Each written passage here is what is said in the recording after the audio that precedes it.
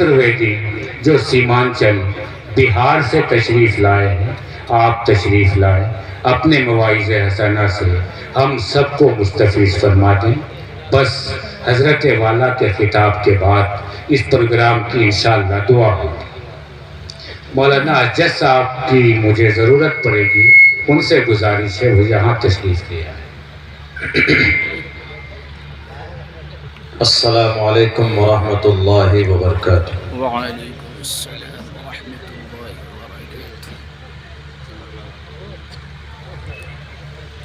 इन्नल हम्दलिल्लाहि नहमदुहु व नस्तईनुहु व नस्तगफिरुहु व नु'मिनु बिही व नतवक्कलु अलैहि व नऊज़ु बिल्लाहि मिन शुरूरि अनफुसिना व मिन सय्यिआति अअमालिना। मन यहदिहिल्लाहु फला मुज़िल्ल लहु व मन युज़लिलहु फला हादिय लहु व नशहदु अल्ला इलाहा इल्लल्लाहु वहदहु ला शरीका लहु व नशहदु अन्न सय्यदना व मौलाना मुहम्मदन अब्दुहु व रसूलुहु। अम्मा बअदु फ़अऊज़ु बिल्लाहि मिनश शैतानिर रजीम। बिस्मिल्लाहिर रहमानिर रहीम। अलिफ लाम मीम ज़ालिकल किताबु ला रैब फ़ीहि हुदल लिल मुत्तक़ीन। वक़ाल अल्लाहु तबारक व तआला फ़िल क़ुरआनिल मजीद इन्ना नहनु नज़्ज़लना ज़िक्र व इन्ना लहु लहाफ़िज़ून। सदक़ल्लाहुल अज़ीम। क़ाल रसूलुल्लाहि सल्लल्लाहु अलैहि वसल्लम खैरुकुम मन तअल्लमल क़ुरआन व अल्लमह। वक़ाल अन्नबिय्यु सल्लल्लाहु अलैहि वसल्लम इन्नल्लाह यरफ़अु बिहाज़ल किताबि अक़वामन व यज़अु बिहिल आख़िरीन। औ कमा क़ाल अन्नबिय्यु अलैहिस्सलातु वस्सलाम। All compliments, all physical prayer and all monetary worship are for Allah. Peace be upon you, O Prophet. Allah's mercy and blessings. Peace be upon us and righteous slaves of Allah subhanahu wa ta'ala. I bear witness that no one is worthy except of Allah subhanahu wa ta'ala. In the name of Allah, the most gracious, the most merciful. My Lord, expand me my praise, it is my task for me. Remove the impediment from my speech so they may understand what I say. Trishadasho Dashavarsha Bhargo Vinde Ninagnikam एकविंशति वर्षा वा सप्रा वर्षा वाप्नुयात्। यथा वायुं समाश्रिते सर्वजीवन्ते जन्तवः तथा ग्रस्तामा वर्तते इतारा शरामा। रुद्रवो गिरीवा अश्रैत पिशाच अब ब्रह्मा दुविशो जहि प्यारो नाम पर जाम जहि।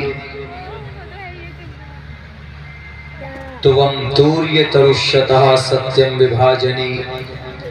ओम नमः भगवते वासुदेवाय विश्वेश्वरा आदि पुरुष अपरंपार अल्लेख पुरुषा नमः।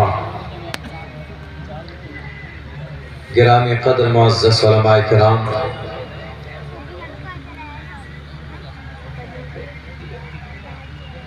और इस अज़ीम शान इजलास आम के बैनर तले जमा होने वाले गैर मुसलमानों, नौजवान साथियों,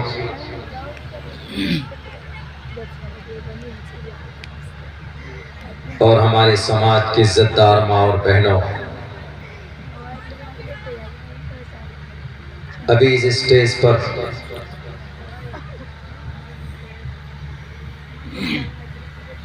कई हफ़ाज़ किराम के सर पर फजीलत की दस्तार बांधी गई है। इन हुफ़ाज़ के लिए ये बड़ी सआदत की बात है। हालांकि वो भी हम में से एक बच्चा है कि इंसान आदमी की मानव जाति है, मगर कुरान की निस्बत अगर किसी कहीं पर जुड़ जाए, वो निस्बत हासिल हो, तो उसका मकाम व मर्तबा बहुत बढ़ जाता।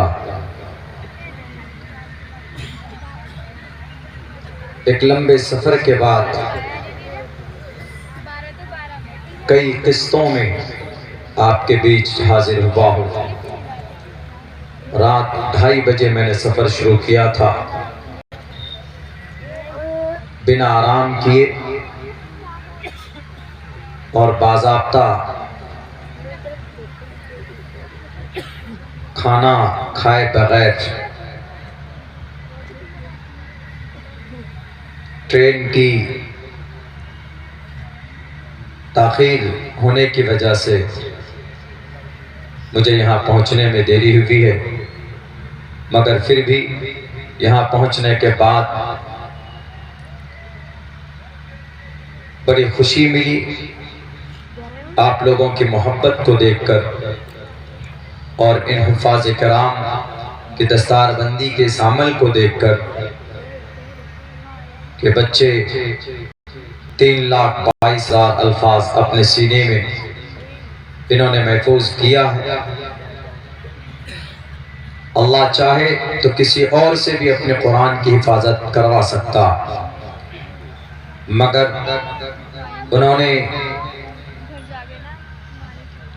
मानव इंसान का जो दिल होता है उसको चुना। कुरान क्या है? इबादत की किताब है कि साइंस की किताब है कि सिर्फ ज़ुबानी याद करने की किताब है या सिर्फ बरकत हासिल करने की किताब है? क्या है? मैं इस पर आऊँगा भी।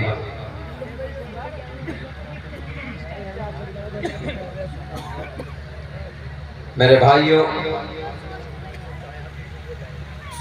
इसमें कोई शक नहीं है कि इस ज़मीन पर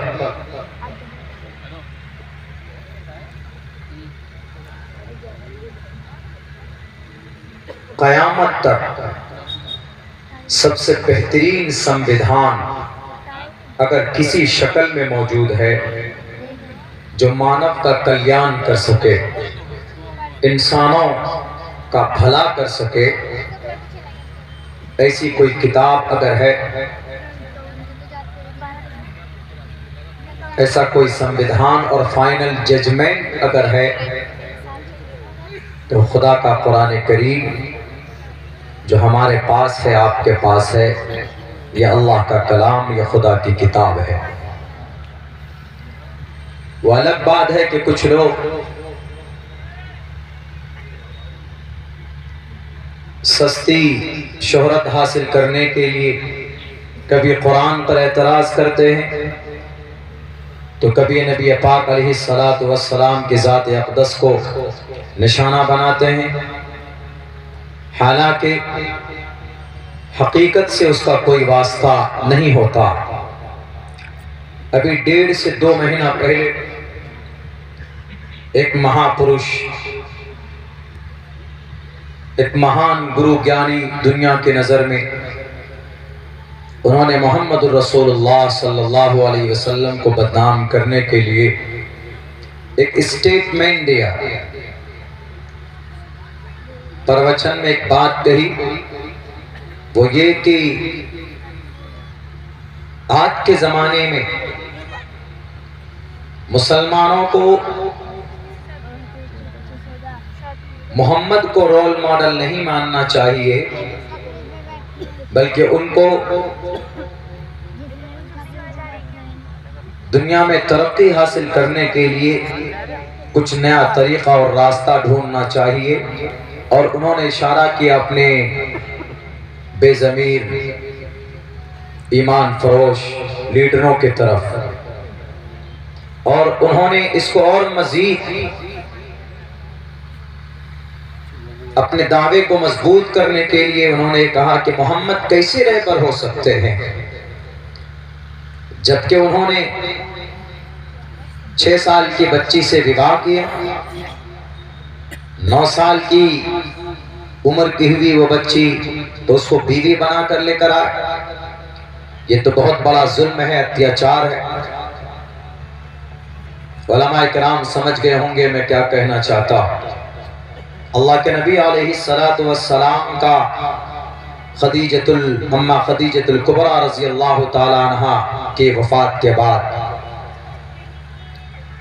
अम्मा आयशा सिद्दीक़ा से निकाह हुआ, और जिस वक्त निकाह हुआ था उस वक्त अम्मा आयशा की उम्र 6 साल की थी, और जब रुखसती हुई उस वक्त अम्मा आयशा की उम्र तकरीबन 9 साल की थी हिजरत के बाद। तो इसी को पकड़ते हैं और लोगों के बीच पेश करते हैं। अभी 1.5-2 महीना पहले बड़ा वावेला हुआ सरजमीन महाराष्ट्र। मेरे पास खबर पहुंची कि मौलाना अब्दुल्ला इस तरह की बातें कर रहा है, अपने आप को बड़ा गुरु ज्ञानी कहता है। एक बड़े मोतमद आलिम दीन ने हमसे कहा कि जरा तुम इस पर रिसर्च करो, तुम्हारा मौजू है ये, तुम्हारा मजमून भी यही रहता है। मैंने कहा बिल्कुल करूंगा। उन्होंने ये कहा कि जब रब ने कुरान में कहा है व रफ़अना लका ज़िक्रक मोहम्मद रसूलुल्लाह सल्लल्लाहु अलैहि वसल्लम के बारे में, तो यकीनन कहीं ना कहीं शास्त्रों के अंदर तो इसका भी चर्चा जरूर होगा, इस मैसेज के बारे में। तो हमने जब पढ़ना शुरू किया ऋग्वेद, यजुर्वेद, सामवेद, अथर्ववेद, फिर पुराण में आए, फिर उपनिषद में आए, यहाँ तक कि गीता रामायण को भी हमने देखा नहीं मिला। तो फिर हमने महाभारत में देखा। महाभारत की फहरिस्त पर जब हमने नजर डाली तो वहां पर हमको इसका जवाब मिला। मैंने वही मंत्र शुरू के अंदर पढ़ा, वह श्लोक पढ़कर मैंने आपको सुनाया।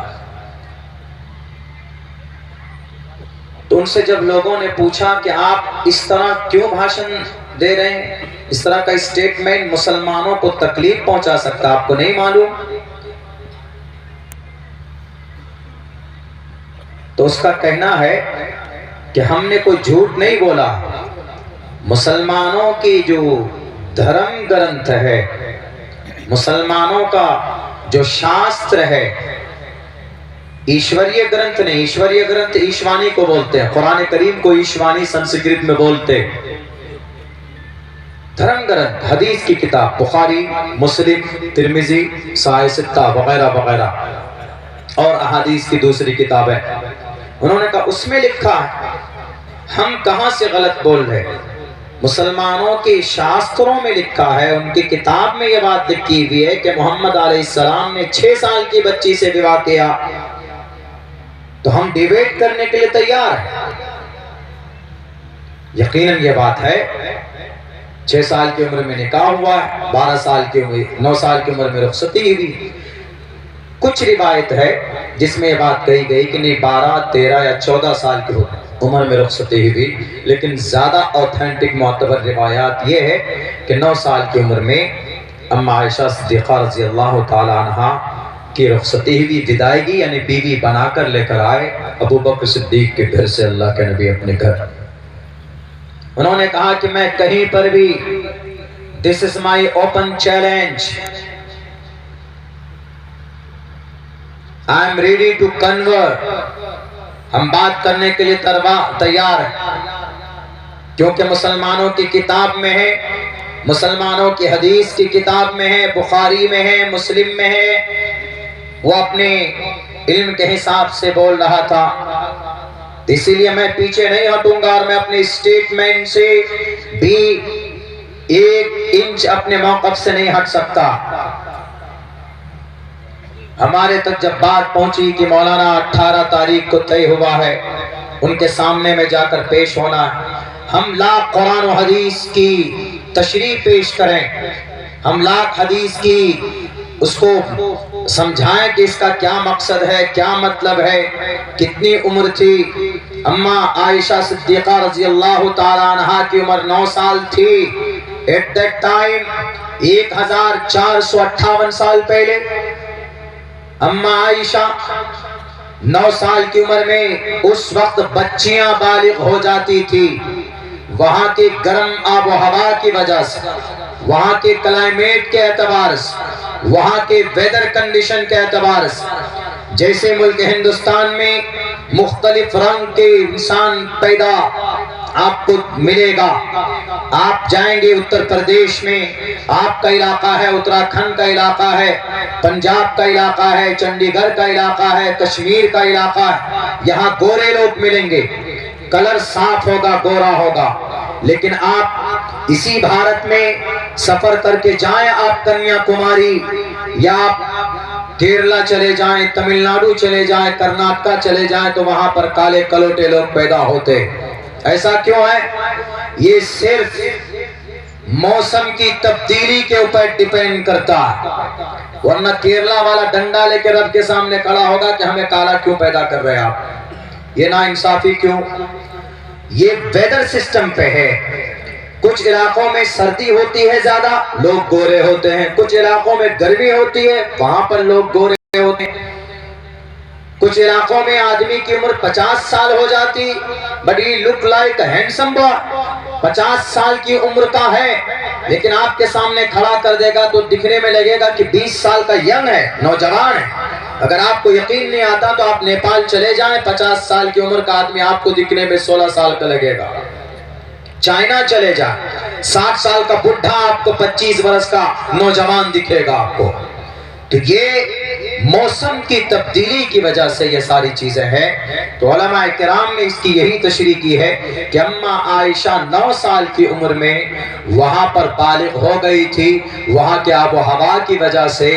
इसीलिए जब बालिगा है अम्मा आयशा, जब बच्ची बालिग हो जाए लड़की, तो she will be good women, वो बड़ी माँ, अच्छी औरत बन सकती है, माँ बन सकती है। उसके अंदर कैपेसिटी होती है औरत बनने की, माँ बनने की, बालिगा होने के बाद। इसीलिए कोई एतराज नहीं रह जाता। But he doesn't believe in हदीस, वो हदीस को मानता ही नहीं है। आप उल्टे होकर भी तफसीर करोगे, 5-5 हजार के सफात भर दोगे, वो एक ही लफ्ज कह के आप की सारी दलीलें तोड़ सकता है। I don't believe in your hadith and Quran. How can I accept? हम तुम्हारे कुरान और हदीस को नहीं मानते। तो बहरे कैफ हमारे उलमा किराम ने बहुत खूबसूरत अंदाज में उसको जवाब दिया। लेकिन कम वक़्त जालिम, जिसके मुक़द्दर में हिदायत ना हो तो वो कहाँ तक जा सकता है, हम अंदाज़ा नहीं लगा सकते। तो उसके बाद हमने कहा ठीक है, हमारे नबी पाक अलैहिस्सलाम की ज़ात पर, कभी कुरान पर, कभी कुरान की आयत पर, कभी हाफिज़ कुरान पर, कभी मदारिस पर, कभी मसाजिद पर एतराज़ात होते हैं। तो हम जैसे तालिब इल्म इंशाअल्लाह उनके एतराज़ात के जवाबात उन्हीं की किताबों से हम देंगे। तो हमने जब खोजा तो हमको मिला त्रिशदशो दशवर्षा भार गोविंदेन नग्निकाम एकविंशति वर्षा व सप्रा वर्षा वाप्नुयात।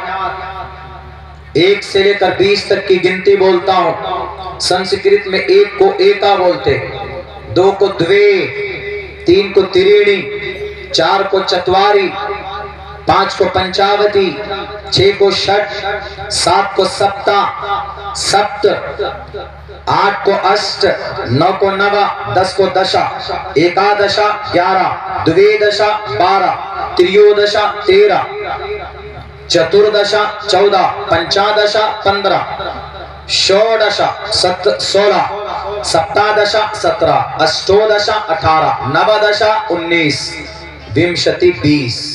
मैंने गिनती इसलिए सुनाया आपको ताकि आप इनमें कुछ लफ्ज इस मंत्र में, इस श्लोक में आ रहा।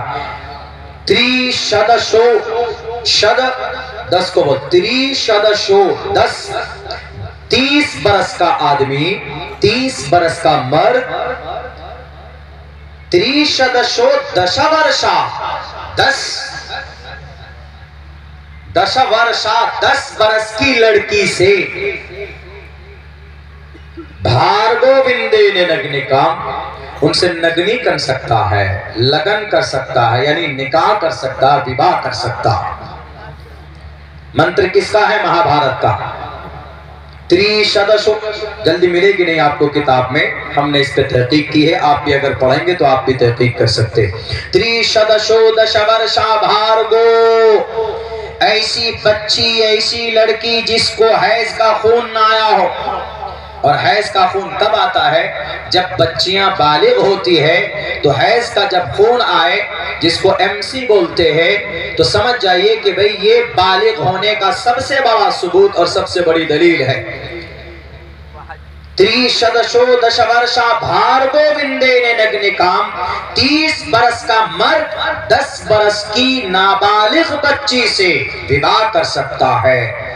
और नीचे लाइन में देखे, एकविंशति वर्षा, विंशति 20 को बोला था, एकविंशति 21 बरस का, एक लगा दिया 20 में तो 20 एक 21, एकविंशति वर्षा 21 बरस की लड़की, 21 बरस का मर्द, वा सप्रा, सप्त मने 7, इसी से सप्रा वर्षा, 21 बरस का मर्द 7 वर्ष की लड़की से भी विवाह कर सकता है।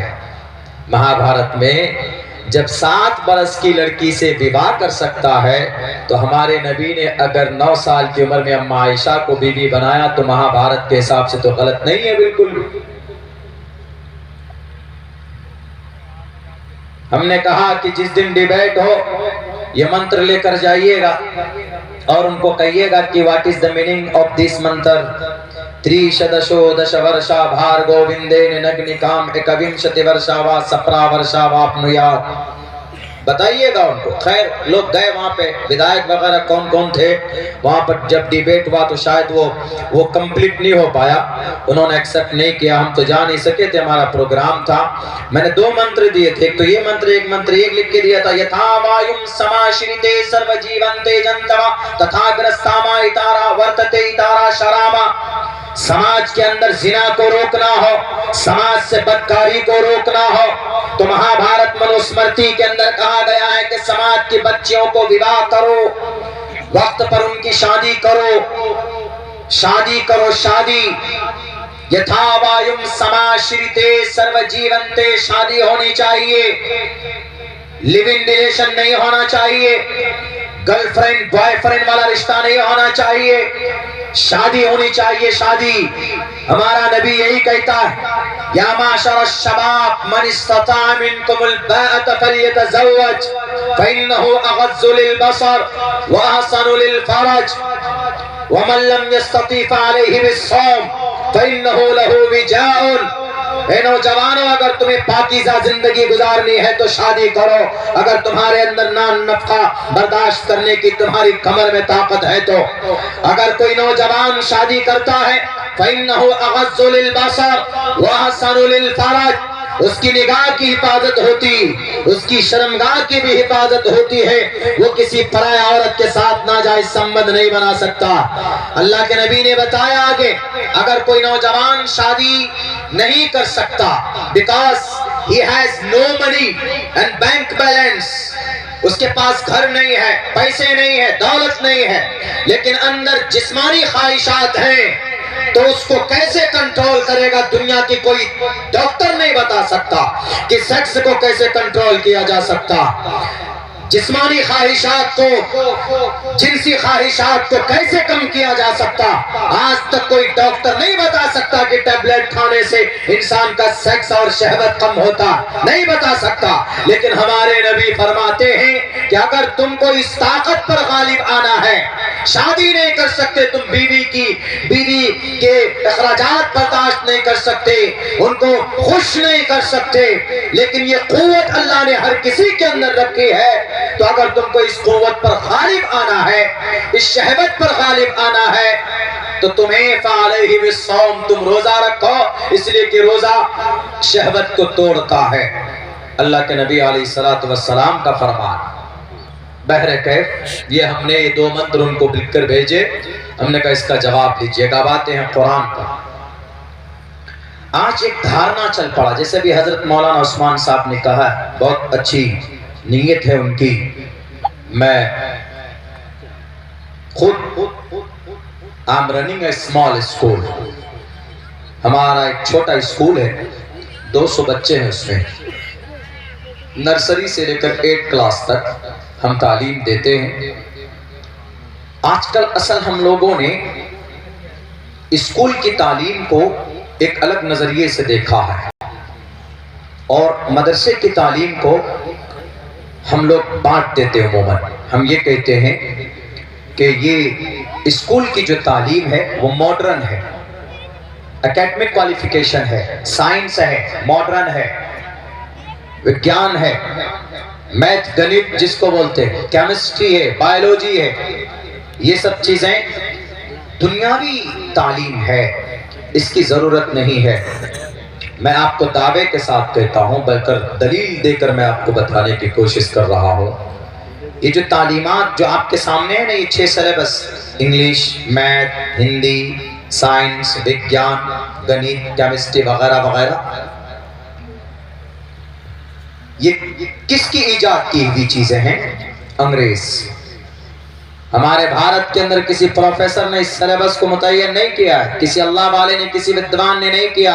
ये अंग्रेज की दी हुई, ये दिया हुआ ये स्कूल का सिलेबस अंग्रेज का। और अंग्रेज कब निकाला? अंग्रेज ने इस तालीम को, कुरान को अलग किया, मैथ को, साइंस को, विज्ञान को, केमिस्ट्री को अलग किया 1842 में। और ये कहा कि मुसलमान तरक्की न कर जाए, मुसलमानों को लगा दो सिर्फ कुरान याद कराने में, मुसलमानों को सिर्फ लगा दो कुरान करीम समझने समझाने में, चूंकि ये जरूरी है मुसलमानों के लिए और यकीनन जरूरी है। इसी पर उनको मुनहसिर कर दो और इसी पर मुक़य्यद कर दो। मुसलमानों को 1842 के अंदर ये साजिश रची गई थी। वरना क्या मेरे भाइयों, क्या मैथ कुरान में नहीं है? अंग्रेज क्या अपने अब्बा के घर से बना के लाया? मैथ कुरान करीम की आयत से खोज कर उसका इस्तेमाल किया गया, उसको निकाला गया। फल्यक्तुब बैनकुम बिल-अदल, कुरान करीम की इस आयत में मैथ है जिसको स्कूल में पढ़ाया जाता। क्या साइंस कुरान में नहीं है? अंग्रेज अपने ऑफिस से निकाल कर आपको नहीं दिए, स्कूल का सिलेबस नहीं बनाया, बल्कि कुरान करीम की आयत वअल्लम आदमल अस्माअ कुल्लहा, इसमें साइंस है जो कुरान करीम की आयत है। दूसरी आयत वयखलुकु मा ला तालमून, अल्लाह पैदा करेगा इसी चीजों को जिन्हें तुम नहीं जानते। इसमें विज्ञान है, इसमें साइंस है। वअनज़लनल हदीद फीहि बासुन शदीद, इसके अंदर विज्ञान और साइंस है। अंग्रेज आपके कुरान से निकाल कर और आप ही को हलाक करने के लिए आपको बांट दिया गया। और आज हम लोग तहकीक किए बगैर ये कहते हैं कि भाई APP एप्पल मैंने सेब होता नहीं पढ़ाना चाहिए। वक्त की जरूरत है। आपके मुल्क हिंदुस्तान, आपके सूबे उत्तर प्रदेश में जो आपके 23,500 मदरसों को बंद करने की जो साजिशें रची गई थी, हाई कोर्ट के जरिए मदरसों को बंद करने की बात की गई थी। अभी 3 दिन पहले सुप्रीम कोर्ट ने जजमेंट दिया कि उत्तर प्रदेश का मदरसा एक्ट गलत नहीं है। पता है वहां पर बहस करने वाला कौन था? वहां पर बहस करने वाला एक मुस्लिम वकील था, जिन्होंने कहा कि कुरान करीम सिर्फ इबादत की किताब नहीं, कुरान में साइंस का भी मौजू है, कुरान में अल्लाह ने मैथ को भी रखा है, कुरान में अल्लाह ने केमिस्ट्री को भी रखा है, कुरान में अल्लाह तबारक व तआला ने कैंसर के इलाज को बताया। कुरान करीम में अल्लाह तबारक व तआला ने 1915 से जो जदीद साइंस की बुनियाद रखी गई इस जमीन पर, अल्बर्ट आइंस्टाइन के जरिए से कुरान करीम की आयत खोज कर जदीद साइंस की बुनियाद रखता। ये वकील ईमान वाला था, कलमा पढ़ने वाला था।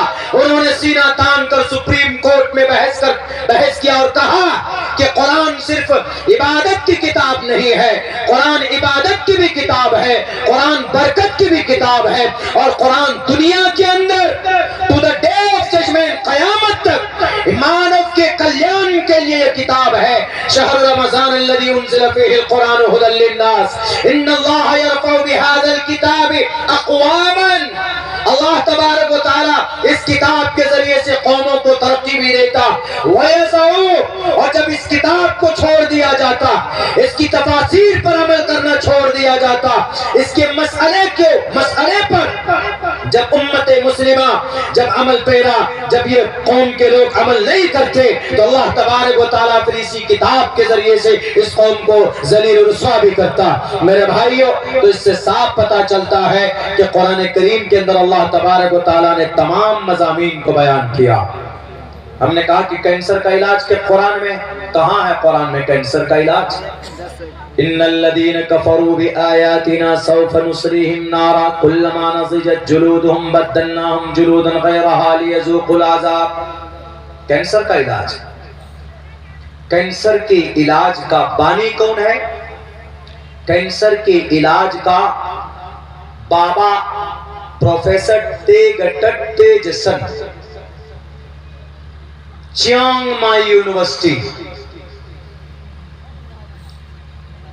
थाईलैंड, वहां की यूनिवर्सिटी की लैब में तहकीक की गई कि कैंसर का बानी अगर कोई है, अगर कहीं पर जख्म हो जाए, कहीं पर गोश्त सड़ जाए, कहीं पर, तो उससे जब कैंसर जैसी मुहलिक बीमारी होती है तो उसको कैसे सुधारेंगे?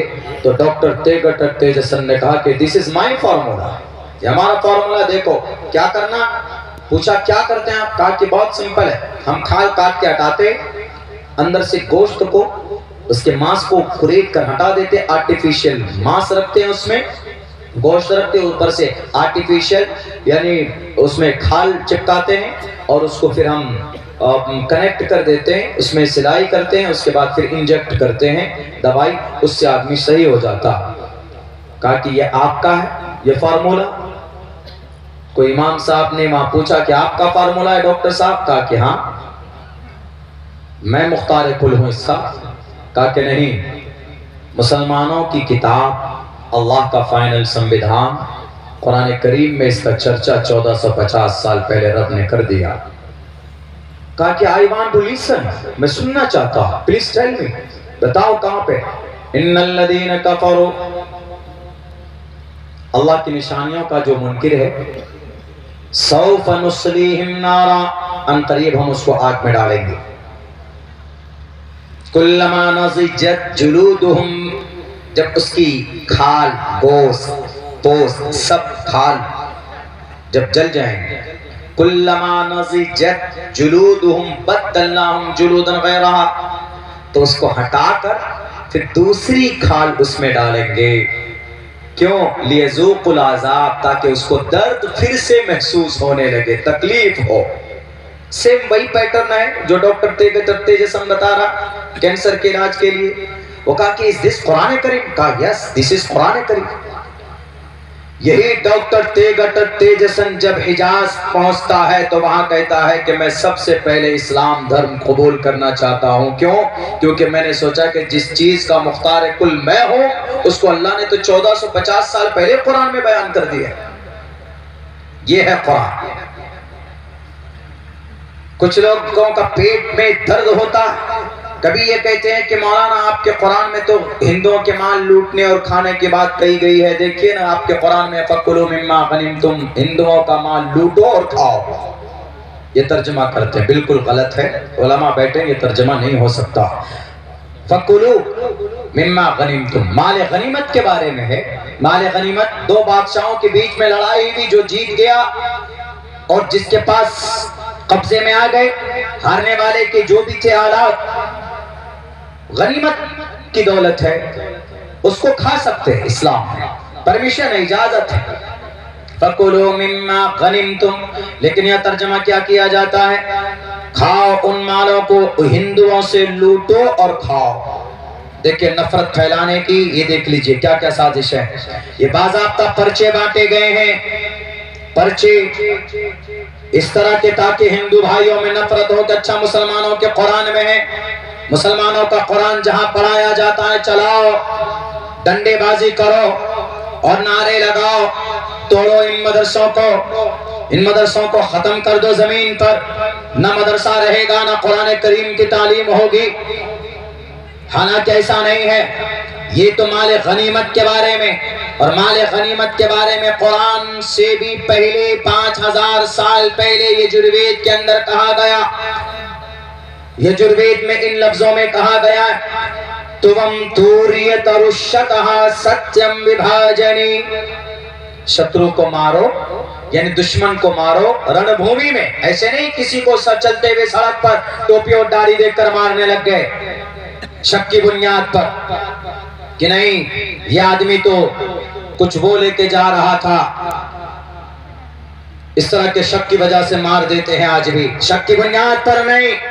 तुवम तूर्यतरुष्यतः, शत्रु को पाओ, उसका सर तन से जुदा करो। शत्रु यानी जो राक्षस है, जो जालिम है, जो डाकू है, जो लुटेरा है, उनके लिए तुवम तूर्यतरुष्यतः सत्यम विभाजनी। और जब डाकू को मारने के बाद जो दौलत, जो उनका पैसा और उनकी दौलत बच जाती है, उनको आपस में मिल बांट कर खा लो। सत्यम विभाजन, ईमानदारी से बांटो। ऐसा नहीं है अगर 5 लड़ने वाले हैं तो एक को कम, दूसरे को ज्यादा, तीसरे को ज्यादा, ऐसा नहीं। सत्यम विभाजनी, बराबर सराबर होना चाहिए। इसी को कुरान करीम के अंदर कहा गया, फकुलू मिम्मा गनिमतुम, गनीमत का जो भी माल आए तो आपस में मिल बांट कर तकसीम कर लो, और उसको खाना तुम्हारे लिए इस्तेमाल करना जायज है। कौन बोलता है कि कुरान करीम के अंदर कहा गया हिंदुओं के माल और दौलत तो लूटो? अरे इस्लाम में हिंदू तो दूर की बात है, इस्लाम में तो किसी को जुबानी से तकलीफ देने की गुंजाइश नहीं है। अल मुस्लिम मन सलिम अल मुस्लिमून मिन लिसानिही व यदिही, भले ही मुसलमान एक दूसरे मुसलमान के लिए कहा गया, लेकिन इंसानियत का ये पैगाम है। आप अलैहिस्सलातु वस्सलाम की पूरी जीवनी इस बात के ऊपर दलालत करती कि किसी इंसान को जुबान से तकलीफ नहीं दे सकते। इस्लाम के अंदर इसकी इजाजत और परमिशन नहीं, चाहे वो क्रिश्चियन हो, चाहे वो कोई सनातन धर्मी हो, चाहे वो जैन हो, बौद्ध हो, कोई भी हो, इस्लाम के अंदर इसकी परमिशन और इसकी इजाजत बिल्कुल बिल्कुल नहीं, कहीं से कहीं तक भी इसकी परमिशन नहीं। यह है हमारा कुरान। गलत बोलने वाले कुछ भी बोल सकते हैं, लेकिन अल्हम्दुलिल्लाह हमारे कुरान की एक तारीख रही। और क्या इस जमाने में, अभी तो मौलाना उस्मान साहब ने कहा कि भाई हम चाहते हैं कि जितनी तादाद उलमा की हो उतनी तादाद डॉक्टर और इंजीनियर की हो। मैं तो ये कहता हूं कि जितने उलमा हो वो सब के सब डॉक्टर और इंजीनियर भी होने चाहिए। डॉक्टर का नाम बदल दिया, दिल में तिब है असल है, हिकमत है असल है। इंजीनियर, एक तरफ इमाम गजाली, एक तरफ अल बैरूनी, एक ही मकतब में पढ़े, एक ही मदरसे में दोनों। तो एक इमाम गजाली, एक उसके तसव्वुफ के बड़े इमाम बनते हैं इमाम गजाली, दोनों साथी एक ही छत के नीचे पढ़ रहे हैं। और अल बैरूनी दुनिया का बड़ा साइंसदान बनता। इस पर काम करने की जरूरत है। आज हमने एकदम बिल्कुल ये समझ लिया कि जो मैथ है, हिंदी है, साइंस वगैरह वगैरह, इसको अछूत समझ लेते हैं। गलत बात नहीं, इस पर आप नॉलेज हासिल कीजिए, वरना आप दिल्ली चले जाएंगे तो अगर आपको जाना होगा टर्मिनल 1, टर्मिनल 2, तो आप मुंह देखते रह जाएंगे, टर्मिनल 1, टर्मिनल 2 क्या। तो तब आपको याद आएगी, अरे यार हम थोड़ा ABCD पढ़ लेते तो अंग्रेजी जुबान ABCDEFGHI क्या अंग्रेज क्या बाकी घर की लैंग्वेज है। जुबानें तकरीबन सारी किसी न किसी तरह अल्लाह से बिलोंग करती। इख्तिलाफ अल्सिनतिकुम व अलवानिकुम, हाँ अंग्रेजी कल्चर को इख्तियार करना मना है, उस कल्चर को मत इख्तियार कीजिए। हमने जो अंग्रेजी सीखा, जो कुछ बोल पा रहा हूँ, आप ही के गाँव के एक सपूत है मुफ्ती नौमान साहब, वो मेरे उस्ताद हैं अंग्रेजी के। 1 साल मैंने उनके पास पढ़ा है, वो मेरे उस्ताद मोहतरम है। बाद में हमने संस्कृत सीखी है, जब वो बेंगलोर में थे तो उस वक्त हमने उनसे सीखा है। बेहतरीन इंग्लिश बोलते हैं, बहुत बेहतरीन इंग्लिश बोलते हैं, आउट ऑफ कंट्री रहते हैं अभी। बड़ी खुशी भी कि उनकी बस्ती है ये, मुझे पहले से मालूम नहीं था, लेकिन आने के बाद एनर्जी दोगुनी हो गई कि मैं अपने उस्ताद की बस्ती में जा रहा हूँ। आने से पहले, शिरकत से पहले गाड़ी में उनके बड़े भाई ने बात भी हमारे कराई। तो बताइए, ऐसा नहीं है, हमको इस इल्म को बकदरे जरूरत इस्तेमाल करना है। डॉक्टर बनना है, इंजीनियर बनना है। अगर आज आपकी बीवी की सर्जरी हो, सीजर हो, प्रेग्नेंट है, सीजर हो, तो आप पूरे नजीबाबाद या बिजनौर के अंदर ढूंढेंगे तो ज्यादा से ज्यादा 1 या 2 लेडीज डॉक्टर मिलेगी सीजर करने के लिए, वरना जेंट्स मिलेंगे। क्या हम अपनी बेटियों को डॉक्टर नहीं बना सकते? क्या हम अपनी बेटियों को इस मैदान में नहीं ला सकते?